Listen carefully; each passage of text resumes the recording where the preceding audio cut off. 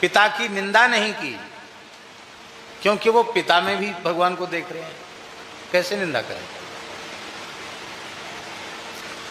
जब जब प्रहलाद जी हिरण्यकशिपु के सामने जाते हैं, बड़ी श्रद्धा पूर्वक उसके चरणों में मस्तक रखकर प्रणाम करते हैं, हाथ जोड़कर अत्यंत विनम्र भाव से खड़े होते हैं। माताजी, झगड़ा किस बात का है? प्रहलाद जी और हिरण्यकशिपु में किस बात का झगड़ा है?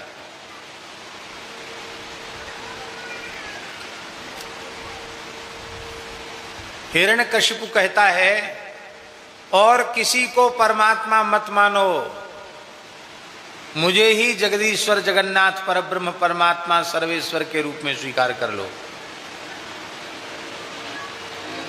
अब प्रहलाद जी का कहना यह है कि परमात्मा से भिन्न कोई वस्तु ही नहीं है, कोई व्यक्ति नहीं, कोई पदार्थ नहीं। आप जो अपने को परमात्मा कह रहे हो, इसका अर्थ है आपके सहित ये पूरा विराट परमात्मा का स्वरूप है। बस प्रहलाद जी इस सार्वभौम सत्य को कह रहे थे, इसलिए प्रहलाद जी ने कहा नहीं, ये तो नहीं हो सकता कि तुम अकेले परमात्मा हो, क्योंकि तुम देह भाव में स्थित होकर के अपने को परमात्मा कह रहे हो। परमात्मा व्यापक है, विभु है, विरज है, निष्कलंक है, निर्विकल्प है, निरंजन है, नित्य है, गुणातीत है, और यह लक्षण देहवादी पुरुष में संभव नहीं है। तुम देह में स्थित होकर बोल रहे हो, और ये देह में स्थित होकर बोलना सत्य नहीं, ये झूठी बात है। हम झूठी बात को कैसे मान लें, इसी बात का झगड़ा है। तो ठीक से श्रवण होगा, ठीक से कीर्तन होगा, तो स्मरण भी होगा, इसमें तनिक भी संदेह नहीं है, स्मरण अपने आप होने लग जाएगा। और अंत में सुखदेव जी ने और खोल कर कह दिया, एतावान सांख्य योगाभ्याम स्वधर्म परिनिष्ठया जन्मलाभ परः पुंसाम अंते नारायण स्मृति। हे राजन,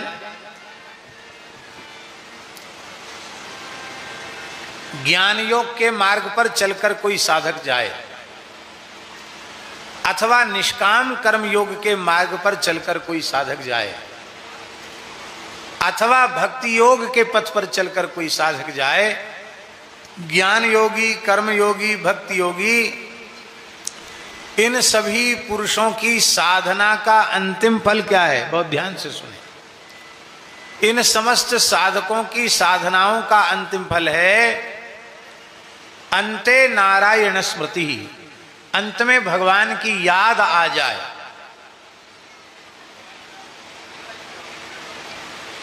विद्यार्थी पूरे वर्ष पढ़ा, पूरे वर्ष उसने मेहनत की पढ़ने में, और जब परीक्षा फल आया, रिजल्ट आया, तो 0/0। वो हजार हजार शपथ ले, सौगंध खावे कि मैं बहुत पढ़ता था, मैंने बहुत मेहनत की, पर कोई मानेगा उसको? और भले ही खेल कूद में मस्त रहता हो और परीक्षा में सर्वोत्तम परिणाम लेकर आवे, तो उसकी जय जयकार होती है। तब ये कहना पड़ता है कि भाई पढ़ता था, कम पढ़कर भी ज्यादा पढ़ गया, क्योंकि इसकी बुद्धि में ग्रहण शक्ति बहुत अच्छी थी, और ये बहुत पढ़ने के बाद भी कुछ नहीं पढ़ा। महाराज जी, सारे जीवन की साधना का अंतिम फल है, अंतिम स्थिति कैसी है। यदि शरीर संसार में प्रेम होगा, तो मृत्यु के क्षण में शरीर संसार याद आएगा, और भगवान में प्रेम होगा तो भगवान याद आएंगे। तो सारे जीवन साधना करने के बाद भी शरीर संसार में प्रियता बनी रही, भगवान में प्रियता नहीं हुई।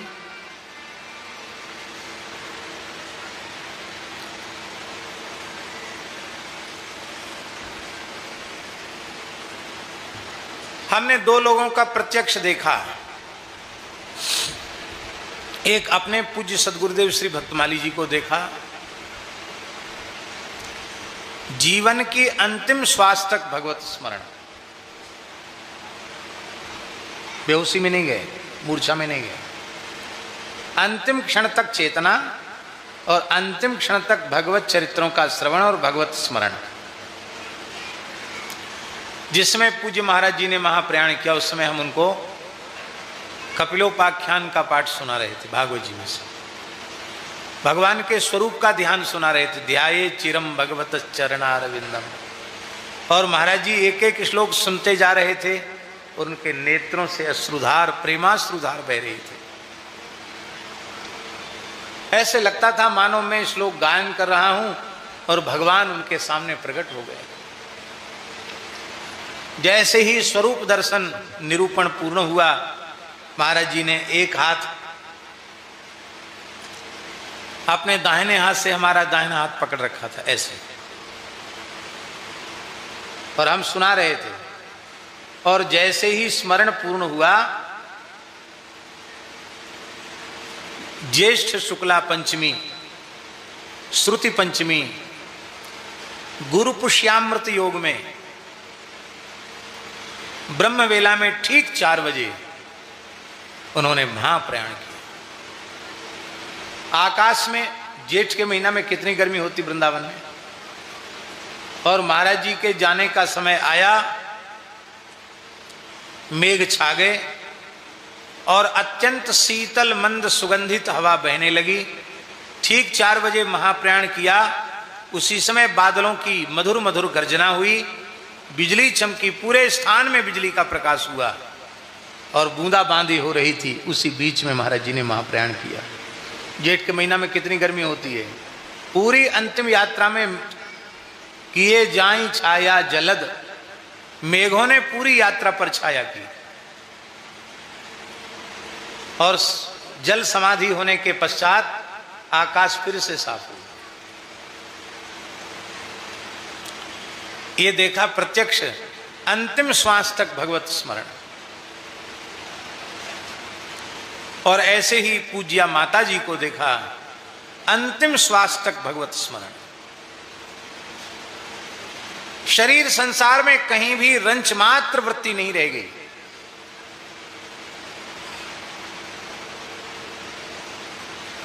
सेवा में माता जी जो नर्स थी, उसने पूछा कि आप तो कहती थी कि मेरी राधा सखी हमको लेने आएगी, आपकी पल्स गिर रही है, कहाँ है आपकी राधा सखी? तो माता जी बोली कि तुमको दिखता नहीं है, यहीं तो है। कहाँ है? बोले मेरे साथ बैठी, मेरे आसन पर बैठी हुई है, और कह रही अम्मा हम तुमको लेने आए। और उसी समय तीव्र गति से नाम जप तो चलते ही रहता था, पर उसके बाद इतनी तीव्र गति से नाम शुरू हुआ, जिस समय उन्होंने अपने देह का विसर्जन किया, उस समय भी तीव्र गति से नाम चल रहा था और उनका मस्तक मेरी गोद में था।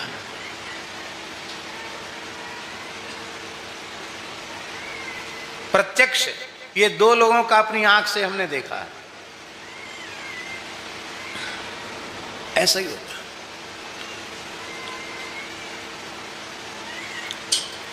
अंते नारायण स्मृति।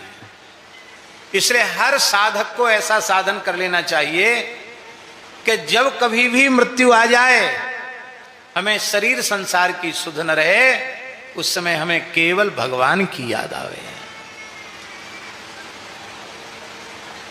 भगवान में ऐसा प्रेम हो जाए। अंते नारायण स्मृति।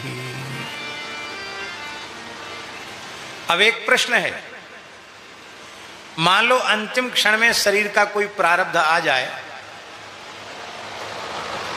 और व्यक्ति कोमा में चला गया, बेहोशी में चला गया, अब तो उससे कुछ याद ही नहीं है।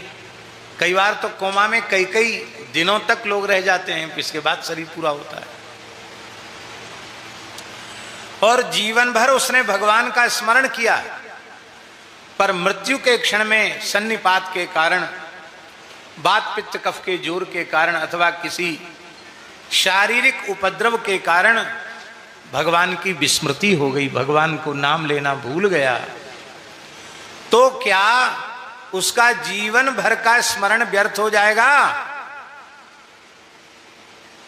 बहुत ध्यान से सुने, भगवान ने आश्वासन दिया है, जो जीवन भर मेरे पवित्र नाम रूप लीला का स्मरण करते हैं, मृत्यु के क्षण में कथनचित उन्हें मेरे नाम की याद भूल जाए तो भी उनका कुछ अनिष्ट नहीं होता, क्योंकि मैं स्वयं उनके बदले नाम जप कर लेता हूं और नयाम इमम साधनम, नाम लेकर मैं स्वयं उन्हें अपने नित्य धाम में ले जाता हूं।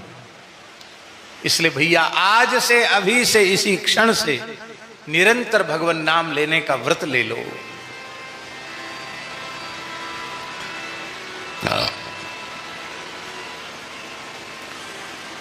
भगवान के स्मरण से मृत्यु मंगलमयी हो जाती है।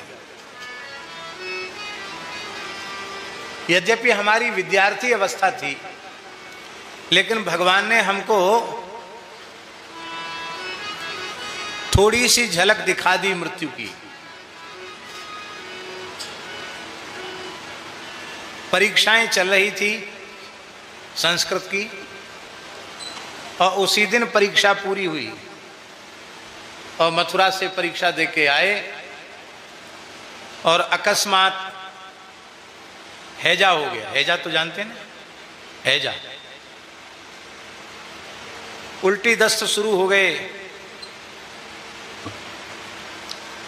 एक अच्छे डॉक्टर को बुलाया गया, कोई भी गोली दवाई खाते उल्टी हो जाती, इंजेक्शन लगाना पड़ेगा। इंजेक्शन लगाया।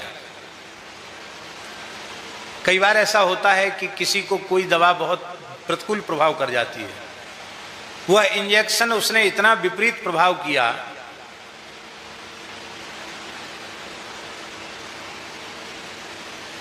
वो इंजेक्शन ने जहर का काम किया, ऐसा समझो आप, विष का काम किया। उस इंजेक्शन का इतना प्रतिकूल प्रभाव हुआ कि जैसे शरीर में बिजली के करंट लगने से झटके आते हैं, ऐसे शरीर में झटके आने शुरू हो गए। शरीर में झटके आने लग गए, विष बन गया शरीर में, जिसको कहते हैं फिट आना, झटके आने शुरू हो गए। तो एक बार लगा कि बहुत जोर से शौच की इच्छा है, तो उसी स्थिति में हम गए। एक बार छत पर गिर गए झटका आने से, फिर दूसरी बार नल पर गिरे, तीसरी बार शौचालय में गिर गए।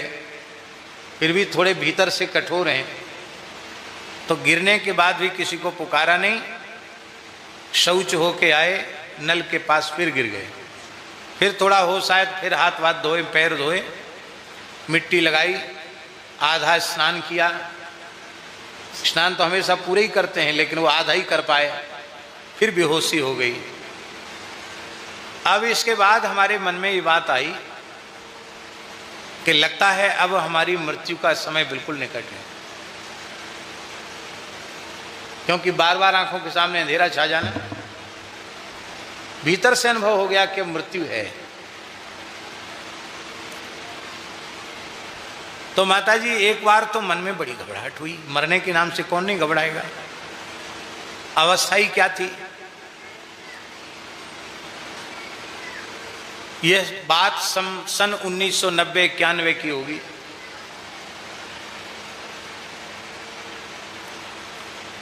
तो एक बार तो हमारे, उसमें हमारा विद्यार्थी जीवन था, एक बार तो हमारे मन में आया, अरे पढ़ने के नाम से वृंदावन आए थे, अभी पढ़ाई भी पूरी नहीं हुई, ठीक से पढ़ भी नहीं पाए और कुछ कर नहीं पाए, गुरु जी की सेवा भी नहीं कर पाए, और लो अंतिम समय आ गया।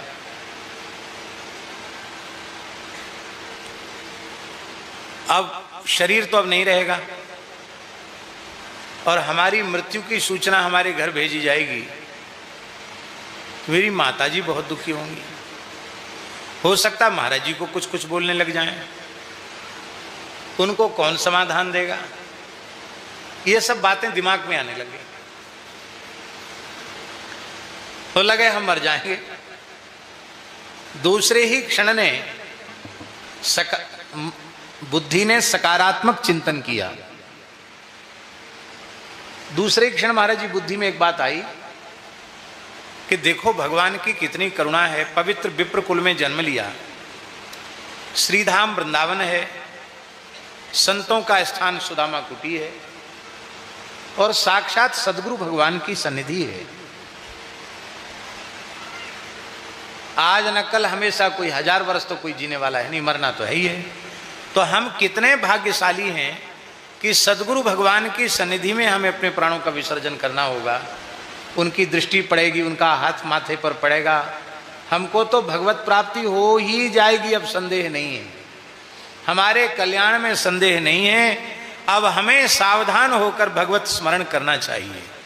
ये बात केवल माताजी मन में आई, और मन में आते ही बड़ी तीव्र गति से षडक्षर राम तारक मंत्र, आज गुरु मंत्र भीतर से जैसे जागृत हो गया, तेजी से मंत्र चलने लग गया, और हम बेहोश हो गए।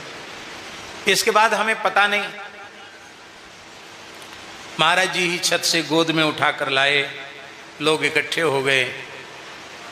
रात्रि का समय था। एक डॉक्टर साहब हैं, उनको बुलाया गया। उन्होंने कहा कि शरीर में विष बन गया है, और अमुक इंजेक्शन मिल जाए और वो लग जाए तो इन्फेक्शन कम होगा, शायद बच जाए। हमको पता नहीं, हमको जो लोगों ने बताया वो हम बात आपको बता रहे हैं। अब रात्रि को 1 बजे 1:30 बजे कौन सा वृंदावन, तो अब तो बढ़ गया वृंदावन, उस समय उतना नहीं। कर लो कि हर समय तैयारी बनी रहे, पूरी पक्की तैयारी। अभी ठाकुर जी कहें चलो तो हम तैयार बैठे हैं, चलो। और वो तैयारी क्या है?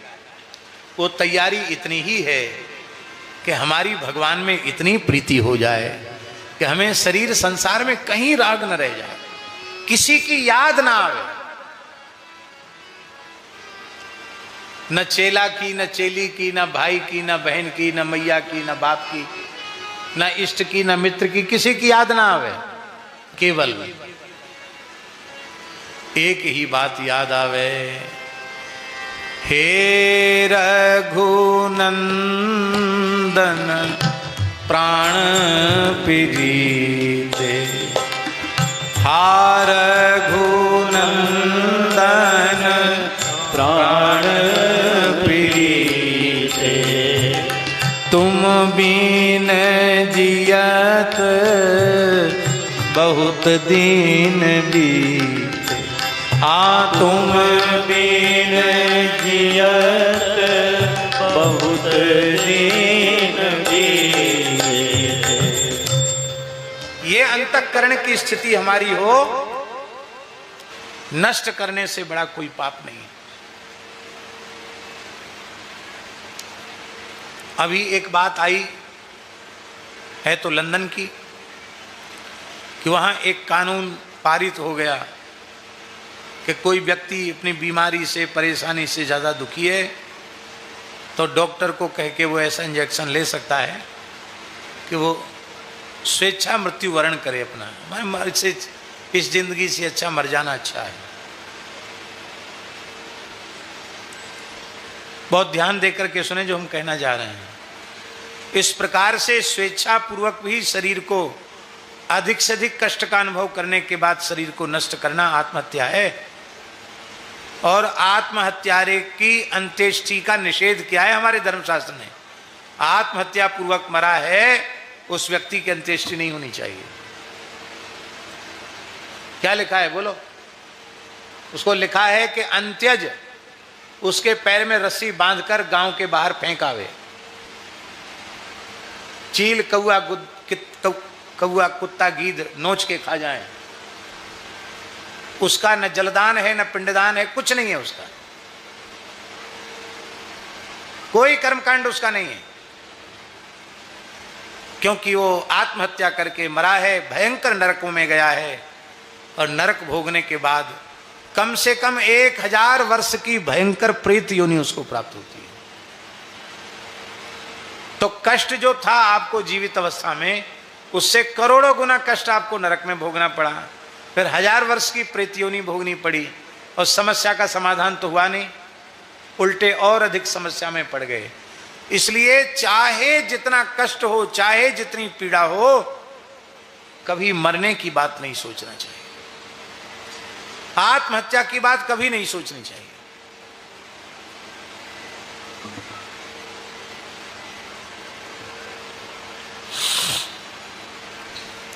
कोई मरने वाला व्यक्ति बहुत कष्ट पा रहा है, उसके लिए भी ये प्रार्थना नहीं करनी चाहिए कि जल्दी मर जाए। लोग कहते हैं महाराज आशीर्वाद दीजिए, बहुत बेचारे कष्ट भोग रहे हैं, आप आशीर्वाद दो उनका कल्याण जल्दी हो जाए। अरे भले आदमी, तुम अपना कल्याण जल्दी करो ना, तुम पूछ रहे हो, तुम अपना कल्याण जल्दी करो, उसके कल्याण की चिंता क्यों लग गई तुमको? अपने कल्याण की चिंता नहीं है। आप कहते जल्दी मर जाए, और हो सकता वही क्षण उसके परम कल्याण का क्षण हो, तो इसलिए कान खोलकर सुने, ध्यान देकर सुने। एक सेवा होती है माता जी, और एक परम सेवा होती है। क्या सेवा? परम सेवा। परम सेवा का अर्थ है जिस सेवा से बढ़कर और कोई दूसरी सेवा ना हो। ये जितने काम है ना अच्छे अग्निहोत्री जी, ये सब सेवा के काम है, पर ये सेवा है, परम सेवा नहीं है। परम सेवा वो है कि किसी भी मरने वाले व्यक्ति के निकट पहुंच जाना, डॉक्टरों ने कह दिया अब ये बचेगा नहीं, तो फिर तुरंत गैया के गोबर से लीप करके, कुशा बिछा करके, तिल बिछा करके, उत्तर की ओर सिर करके, दक्षिण की ओर पैर करके उसको लिटा देना। तत्काल मुख में भगवान शालिग्राम जी का गंगा जल में चरणामृत उतार के देना, उसकी छाती पर गीता जी को पधरा देना, तुलसी माला न हो तो उसके कंठ में डाल देना, और घर के सब लोग मिलकर खूब कीर्तन करें, श्री राम जय राम जय जय राम, श्री राम जय राम जय जय राम, श्री राम जय राम जय जय राम, अथवा हरे राम राम राम हरे हरे, हरे कृष्ण कृष्ण कृष्ण हरे हरे, जो भी हो, नारायण नारायण नारायण नारायण नारायण नारायण, जब तक उसका अंतिम श्वास न हो तब तक कीर्तन करते रहें। और ये सेवा है परम सेवा। भले ही उस मरने वाले व्यक्ति ने जीवन में कुछ न किया हो, लेकिन मरते समय भगवत चरणामृत गंगा जल मिल गया, तुलसी का गीता जी का स्पर्श हो गया, और इतने वैष्णवों के द्वारा भगवान नाम सुनाया गया, तो भले ही उसके व्यक्ति के जीवन में कोई साधना न रही हो, वह निश्चित ही वैकुंठ का अधिकारी होगा, इसमें संदेह नहीं है। तो एक जीव को आपने भगवान तक पहुंचा दिया, इससे बड़ी सेवा और कोई दूसरी क्या हो सकती है। इसलिए आदरणीय प्रातस्मरणीय सेठ श्री जयदयाल गोविंदका जी ने, जो गीता प्रेस के संस्थापक थे, उन महापुरुष ने इस सेवा को परम सेवा नाम दिया। क्या सेवा नाम दिया? और अभी भी उनकी परंपरा में यह सेवा चल रही है। लोगों को सबको सूचित कर दिया जाता है, हमारी टोली तैयार है, किसी के घर में कोई मरने वाला हो तो तत्काल सूचना देना। अभी ऋषिकेश में शेठ जी की प्रेरणा से ऐसे पवित्र कार्य में कुछ लोग लगे हुए, वो लोग बोल रहे थे, बोले महाराज हमारी बदनामी होने लगी। उनकी क्या? बोले जैसे ही पहुँचते तो लोग कहते यमराज की जमात आ गई। क्यों? क्योंकि जब तक वो मरता नहीं तब तक हम लोग छोड़ते नहीं, वहीं कीर्तन करते रहते हैं, और वो प्रायः मर ही जाता है, बचता बहुत कम है। तो हमको लोग कहते हैं कि लो आ गई अब यमराज की जमात, अब तो ये मरेगा ही जरूर, नहीं मरने वाला होगा तो भी इसको मरना पड़ेगा, ये आ गए हैं मारने वाले लोग। भैया दुनिया में कितनी भी बदनामी कोई क्यों ना हो, यमराज कहे और कुछ कहना हो कह ले। हमने उन लोगों को कहा कि यमराज से इतना क्यों घबराते हो, 12 महाभागवतों में एक महाभागवत हैं, इसलिए प्रसन्न हो जाओ, पर यह सेवा छोड़ना नहीं। यहाँ तक महाराज जी अपने पशु पक्षियों को भी मरणासन देखकर नाम सुनाना चाहिए।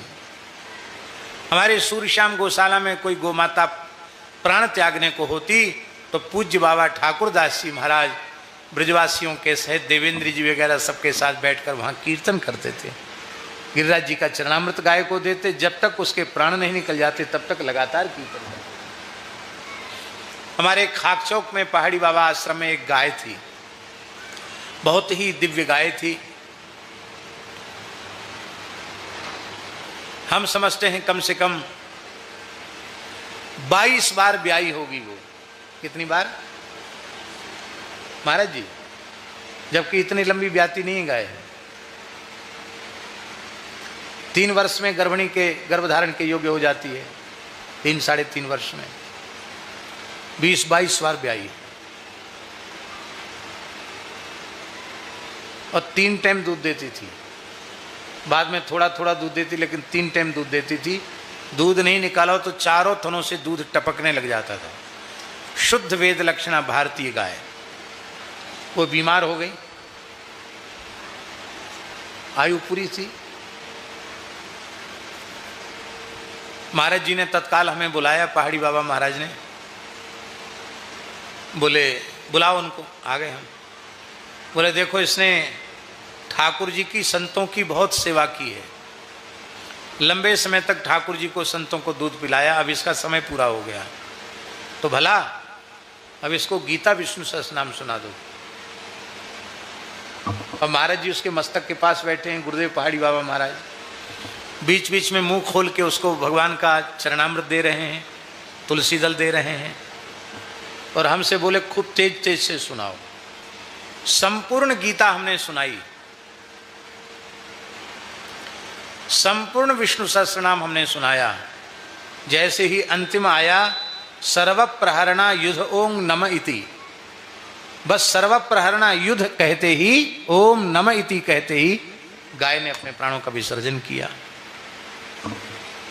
महाराज जी की आंख से आंसू आ रहे हैं और क्या बोल रहे हैं, हे ठाकुर जी, आपकी और आपके प्यारे संतों की इसने बहुत सेवा की है, आप इसे नित्य गोलोक प्रदान करो।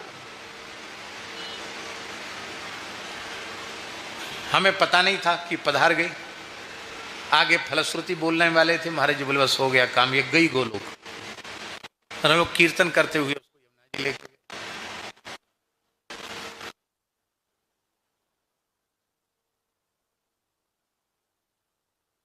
महाराज जी विलक्षण थे। बोले तुमने गीता विष्णु नाम सुनाया है, कुछ तो लेना पड़ेगा। 11 सिक्का रुपया, सिक्के वाले रुपया, 11 रुपया दिया। हम तो डर गए, कांप गए। मैंने कहा महाराज जी नहीं। अरे बोले भाई देखो, ब्राह्मण अंतिम क्षण में है तो कुछ देना चाहिए जिसको इसकी गति होवे। मैं डर गया। मैंने महाराज जी को, भक्तमाली जी को पूछा। महाराज जी बोले कोई बात नहीं, बड़ों की आज्ञा है, यमुना स्नान करके आओ, और भगवान शंकर को प्रदोष वेला है, गोपेश्वर महादेव जी में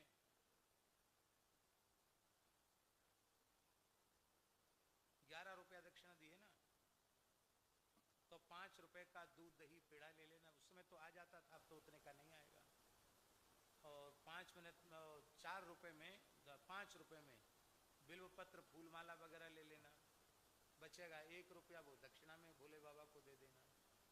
तो वो 11 रुपया भोले गोपेश्वर महादेव के अभिषेक में लगा के 10 रुपया पूजा में, 1 रुपया दक्षिणा में दे के कहना कि प्रभु आप गोलोक धाम के ग्वारिया हैं, आप इसको गो माताओं के झुंड में सम्मिलित कर लें।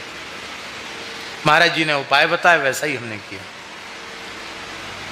तो भादों का कृष्ण पक्ष द्वादशी तिथि थी जब वो गैया पधारी, उसी दिन प्रदोष भी था। तो प्रदोष में हमने पूजा कर दी शंकर जी की।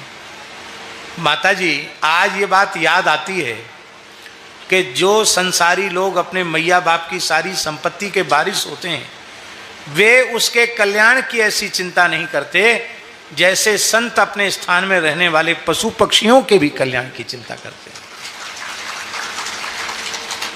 इसलिए भैया सच्चे हितैषी या तो ठाकुर जी हैं या संत हैं, दूसरा कोई हितैषी नहीं है। इसलिए और कहीं कुछ मत बनाना, संतों की नाली का कीट भी बन जाएंगे तो उन्हें कुल्ला करेंगे तो शीत प्रसाद मिल जाएगा, वो चरण धोएंगे तो चरणामृत मिल जाएगा। इसी में हमारा कल्याण हो जाएगा। अंते नारायण स्मृति करें। जय हो माता जी। वहीं माता जी के पास बैठ जाएं। एतावान सांख्य योगाभ्याम स्वधर्म परिनिष्ठया जन्मलाभः परः पुंसाम अंते नारायण स्मृति। अंत में भगवान की याद आ जाए। आहा,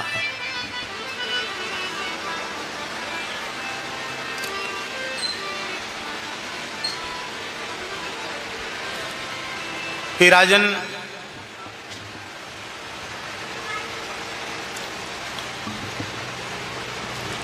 मृत्यु का भय त्याग देना चाहिए। खट्वांग नाम के राजर्षि ने केवल एक मुहूर्त में 48 मिनट में भगवान नाम संकीर्तन पूर्वक देह का विसर्जन करके भगवत धाम प्रयाण किया था। आपके जीवन में तो 7 दिन का समय अभी अवशिष्ट है। प्रमादी व्यक्ति देवताओं के समान आयु प्राप्त कर ले